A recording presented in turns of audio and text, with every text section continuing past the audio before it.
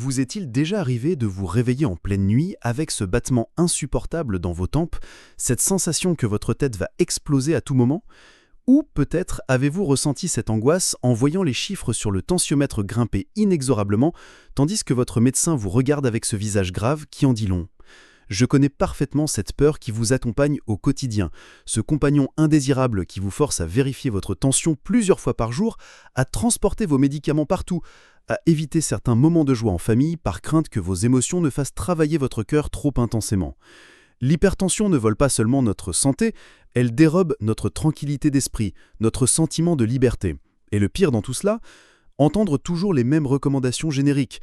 Réduisez votre consommation de sel, perdez du poids, prenez vos médicaments régulièrement, comme si tout était si simple, n'est-ce pas?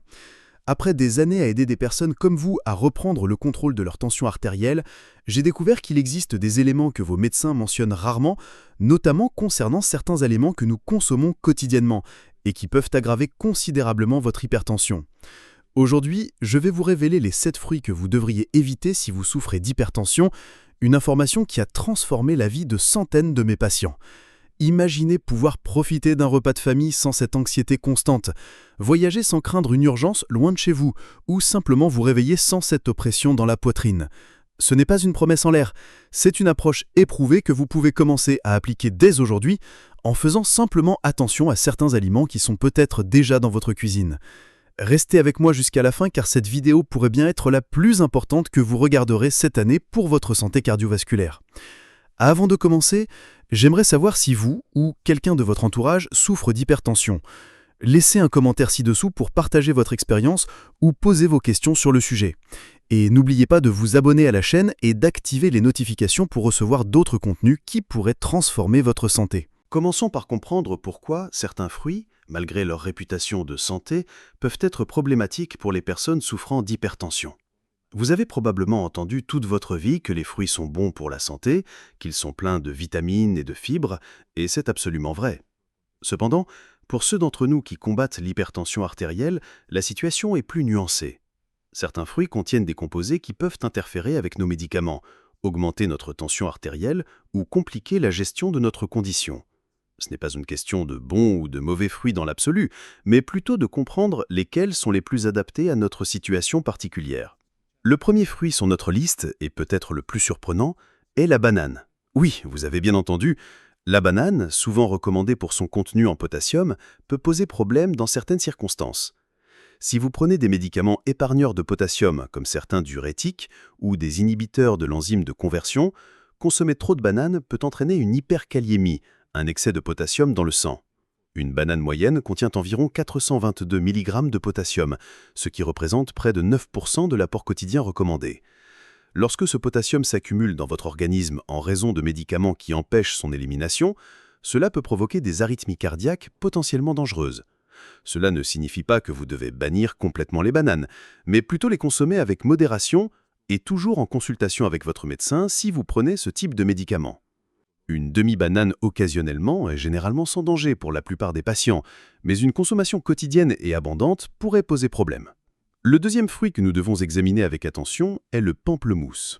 Ce fruit acidulé, apprécié dans les régimes pour sa faible teneur en calories, cache un secret que peu de gens connaissent. Le pamplemousse contient des composés appelés furanocoumarine qui inhibent une enzyme intestinale, le cytoprome P450-3,4. Cette enzyme est responsable du métabolisme de nombreux médicaments, dont certains utilisés pour traiter l'hypertension. Lorsque vous consommez du pamplemousse ou son jus, ces composés peuvent bloquer l'action de l'enzyme pendant plus de 24 heures, ce qui peut multiplier par 3 ou plus la concentration de certains médicaments dans votre sang. Imaginez que vous prenez une dose calculée précisément par votre médecin et soudain votre corps réagit comme si vous aviez pris une triple dose. Cela peut entraîner des chutes de tension sévères, des vertiges, voire des dommages rénaux. Les médicaments concernés incluent certains inhibiteurs calciques comme l'amlodipine, la félodipine ou la nifedipine, ainsi que des statines, souvent prescrites à parallèle pour les patients hypertendus. Si vous prenez l'un de ces médicaments, le pamplemousse et son jus devraient être complètement évités, pas seulement réduits. Et ce qui est fascinant, c'est que cette interaction peut persister même si vous prenez votre médicament plusieurs heures après avoir consommé du pamplemousse. Je voudrais faire une pause un instant pour vous poser une question importante. Quand est-ce que quelqu'un s'est vraiment intéressé à vos préoccupations concernant votre hypertension? Pas seulement les chiffres lors de votre dernier contrôle, mais comment vous vous sentez au quotidien en vivant avec cette condition. Nombreux sont ceux qui me confient en privé qu'ils se sentent isolés, comme si personne ne comprenait réellement le poids qu'ils portent chaque jour, cette peur silencieuse qui accompagne chaque battement de cœur. Si vous vous reconnaissez dans ces mots, j'aimerais vraiment entendre votre témoignage dans les commentaires ci-dessous. Cela peut être aussi simple que «Je vis avec l'hypertension depuis X années et ce qui me préoccupe le plus est…» Partager votre histoire ne m'aide pas seulement à créer du contenu plus pertinent pour vous, mais montre également aux autres personnes qui regardent cette vidéo qu'elles ne sont pas seules dans ce combat. Parfois, savoir que quelqu'un d'autre traverse la même épreuve apporte déjà un immense soulagement. Et qui sait, votre expérience pourrait être exactement ce que quelqu'un avait besoin de lire aujourd'hui pour retrouver espoir. Maintenant, continuons notre conversation sur ces fruits et comment nous pouvons ensemble transformer votre réalité. Le troisième fruit sur notre liste est la mangue. Douce, juiteuse et délicieuse, la mangue est un fruit tropical adoré dans le monde entier. Cependant, elle contient une quantité significative de sucre naturel, avec environ 46 grammes pour une mangue moyenne. Ce taux élevé de sucre peut entraîner des pics de glycémie, particulièrement problématiques pour les personnes souffrant à la fois d'hypertension et de diabète, une combinaison malheureusement fréquente.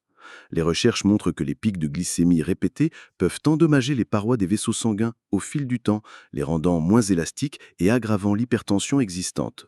De plus, la mangue a un indice glycémique moyen à élevé, ce qui signifie qu'elle peut provoquer une élévation rapide de la glycémie. Si vous adorez la mangue et ne pouvez pas imaginer y renoncer complètement, envisagez de la consommer en plus petites portions, peut-être un quart de mangue, accompagnée d'une source de protéines ou de graisses saines, comme une poignée d'amandes non salées. Cette combinaison peut ralentir l'absorption du sucre et réduire son impact sur votre glycémie et, par extension, sur votre tension artérielle. Notre quatrième fruit à surveiller est la noix de coco, particulièrement sous forme d'eau de coco préemballée. Bien que l'eau de coco fraîche et naturelle contienne des électrolytes bénéfiques, de nombreuses versions commerciales contiennent du sucre ajouté et, plus problématique encore, du sodium. Une bouteille de 330 ml peut contenir jusqu'à 250 mg de sodium, soit environ 11% de l'apport quotidien maximum recommandé pour une personne hypertendue. Le sodium, comme vous le savez probablement déjà, est l'un des principaux facteurs alimentaires affectant la tension artérielle. Il favorise la rétention d'eau dans le corps, augmentant le volume sanguin et, par conséquent, la pression exercée sur les parois artérielles. Ce qui est particulièrement trompeur avec l'eau de coco, c'est qu'elle est souvent commercialisée comme une boisson saine et naturelle, incitant les consommateurs à en boire librement sans réaliser son potentiel impact sur leur tension artérielle. Si vous appréciez vraiment l'eau de coco, optez toujours pour des versions sans sucre ajouté et vérifiez soigneusement la teneur en sodium sur l'étiquette. Ou, mieux encore, préparez-la vous-même à partir d'une noix de coco fraîche. Le cinquième fruit de notre liste est un peu plus complexe, les raisins, particulièrement les raisins rouges. À première vue, les raisins semblent être un excellent choix pour les personnes hypertendues. Ils contiennent des polyphénols, notamment du resveratrol, connu pour ses propriétés antioxydantes et son potentiel à améliorer la santé cardiovasculaire. Cependant, les raisins sont extrêmement riches en sucre naturel, contenant environ 23 grammes pour une tasse. Pour les personnes qui luttent contre l'hypertension associée à l'obésité ou au syndrome métabolique, cette concentration élevée de sucre peut contrecarrer les bénéfices potentiels des polyphénols. De plus, les raisins sont souvent consommés en grande quantité, sans que nous nous en rendions compte, leur petite taille nous donnant l'illusion d'en manger peu, alors que nous absorbons une quantité significative de sucre. Un autre aspect méconnu concerne les raisins traités aux pesticides. Certaines études suggèrent que les résidus de pesticides peuvent perturber notre système endocrinien et potentiellement affecter la pression artérielle sur le long terme. Si vous aimez les raisins, privilégiez les versions biologiques et limitez votre consommation à une petite poignée, peut-être 10 à 15 grains, de préférence après un repas pour ralentir l'absorption du sucre. Arrivons au sixième fruit de notre liste, la cerise en conserve. Les cerises fraîches sont excellentes pour la santé et contiennent même des composés qui peuvent contribuer à réduire l'inflammation et la tension artérielle. Cependant, les cerises en conserve ou au sirop racontent une toute autre histoire. Ces produits sont souvent conservés dans un sirop extrêmement sucré avec jusqu'à 24 grammes de sucre ajouté pour une tasse. Cette quantité représente presque la totalité du sucre quotidien recommandé par l'Organisation mondiale de la santé. En plus du sucre, ces produits contiennent souvent des conservateurs et parfois même du sodium. La combinaison de sucre ajouté et de sodium crée un double risque pour votre tension artérielle. Le sucre en excès peut conduire à une prise de poids et à une résistance à l'insuline, deux facteurs qui compliquent la gestion de l'hypertension, tandis que le sodium, comme nous l'avons déjà discuté, favorise directement l'élévation de la tension. Si vous appréciez les cerises, optez toujours pour des versions fraîches ou surgelées sans sucre ajouté. Vous pouvez également trouver des cerises en conserve dans leur propre jus, plutôt que dans un sirop, une alternative nettement préférable. Et enfin, le 7e fruit que les personnes souffrant d'hypertension devraient reconsidérer est la pomme séchée. Les pommes fraîches sont excellentes pour la santé cardiovasculaire grâce à leurs fibres solubles qui aident à réduire le cholestérol. Cependant, le processus de déshydratation concentre les sucres naturels tout en réduisant le volume du fruit, ce qui nous amène généralement à en consommer beaucoup plus que nous le ferions avec le fruit frais. Pour vous donner une idée, une pomme fraîche moyenne contient environ 19 grammes de sucre et vous donne une sensation de satiété. En comparaison, une tasse de pommes séchées peut contenir jusqu'à 49 grammes de sucre, plus du double. De plus, de nombreuses pommes séchées commerciales sont enrobées de sucre supplémentaire pour améliorer leur goût et leur durée de conservation. Cette concentration élevée de sucre peut contribuer à l'inflammation chronique, à la résistance à l'insuline et à l'obésité, tous des facteurs qui compliquent la gestion de l'hypertension. Si vous appréciez la commodité des fruits séchés, envisagez plutôt de découper une pomme fraîche ce matin et de l'emporter avec vous pour la journée, ou optez pour des versions sans sucre ajouté en quantité très limitée. Maintenant que nous avons passé en revue ces 7 fruits, vous vous demandez peut-être, mais alors, que puis-je manger ? Ne vous inquiétez pas. Il existe de nombreux fruits qui sont non seulement sans danger pour les personnes hypertendues, mais qui peuvent même contribuer à améliorer votre condition. Les baies comme les fraises, les myrtilles et les framboises sont excellentes, car elles sont riches en antioxydants et relativement faibles en sucre. Les cerises fraîches, comme je l'ai mentionné, contiennent des composés anti-inflammatoires bénéfiques. Les agrumes, comme les oranges et les mandarines, à l'exception du pamplemousse bien sûr, sont riches en vitamine C et en flavonoïdes qui soutiennent la santé vasculaire.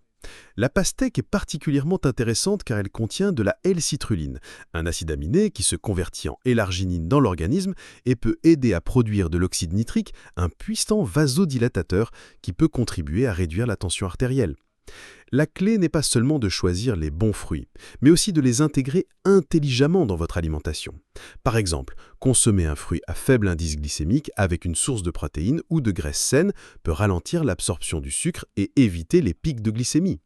Une pomme avec une cuillère à café de beurre d'amande non salé ou quelques fraises avec du yaourt grec nature sont d'excellentes combinaisons.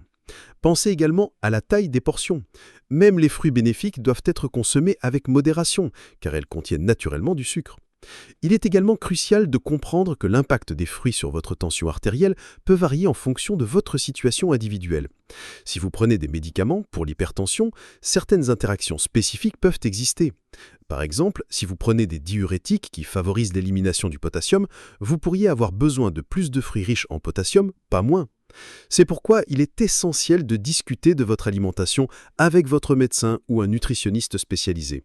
N'oubliez pas que l'alimentation n'est qu'un aspect de la gestion de l'hypertension. L'exercice régulier, la gestion du stress, un sommeil de qualité et la prise régulière de vos médicaments sont tout aussi importants. Ensemble, ces éléments forment une approche holistique qui peut vous aider à maintenir votre tension artérielle sous contrôle et à améliorer votre qualité de vie au global. Un aspect souvent négligé, mais crucial, concerne la façon dont nous préparons et consommons nos fruits. Prenons l'exemple des jus de fruits. Même les jus fraîchement pressés sans sucre ajouté peuvent poser problème pour les personnes hypertendues. Lorsque vous pressez un fruit, vous retirez la plupart des fibres tout en conservant tous les sucres. Ces fibres sont essentielles, car elles ralentissent l'absorption du sucre dans le sang, prévenant ainsi les pics de glycémie qui peuvent stresser votre système cardiovasculaire. De plus, il faut généralement plusieurs fruits pour produire un verre de jus, ce qui concentre les sucres. Par exemple, un verre de jus d'orange nécessite environ 3 à 4 oranges, vous exposant à beaucoup plus de sucre que si vous mangiez une seule orange entière. Si vous appréciez vraiment les jus, envisagez de diluer votre jus frais avec de l'eau. Ou mieux encore, optez pour des smoothies qui conservent les fibres du fruit entier. Parlons également des fruits en conserve. Outre les cerises que nous avons déjà mentionnées, de nombreux fruits en conserve sont préservés dans des sirops sucrés qui peuvent considérablement augmenter leur teneur en sucre. Même les versions étiquetées « dans leur jus » peuvent contenir du sucre ajouté. toujours vérifier les étiquettes et choisir des options sans sucre ajouté. Ou mieux encore, opter pour des fruits frais ou surgelés sans ajout. Un autre point important concerne la maturité des fruits.